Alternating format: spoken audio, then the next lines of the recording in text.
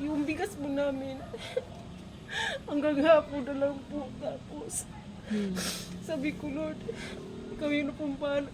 Inatay mo po isang kahon po kay Pastora. Sabi ko, Lin, ano kaya Lin, gagamitin ko muna to para may bigas tayo, tsaka ulam, tsaka pambaon nyo. Sabi ng anak ko, oh mama, maintindihan ka po ni Pastora no. Ayo. Tapos yung nasin ko isang bes, di awarang kahapon ko lang yata nasin. Pero matagal ko nang gusto isin yun, kaso lang natatakot ako, kinabahan ako. Pero nagdasal ako sa Diyos na, Lord, sana hindi magalit si Pastora. Pero nasin ko, tapos sabi ko po, Lord, bigas ko po hanggang mamaya na lang po. Wala na talaga akong ibibili. Tapos wala kaming tinda, 3 araw. Buti lang may gulay si nanay, kaso lang kulang pa kasi pambiling tubig inumin. Tapos baon ng mga bata. Sa hapon gusto pa nila may baon. Alam mo po, yung naglako ako ng gulay. Doon sa labasan, yung guardhouse, may tindahan sa gilid. Sabi niya sa akin, uy, may tawag siya sa akin, uy, alam mo ba?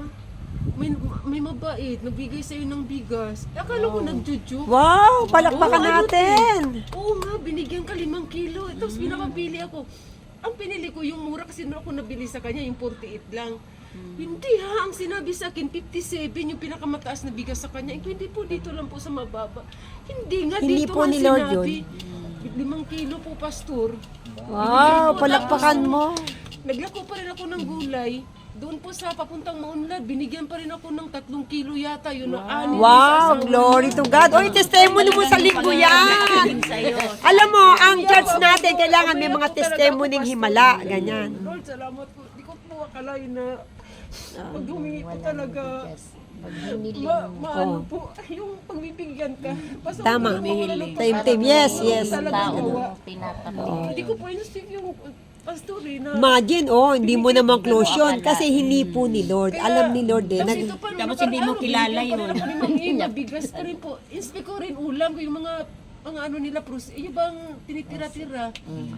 Dinala kong sidecar, sabi ko, tao po, Ma'am Emma.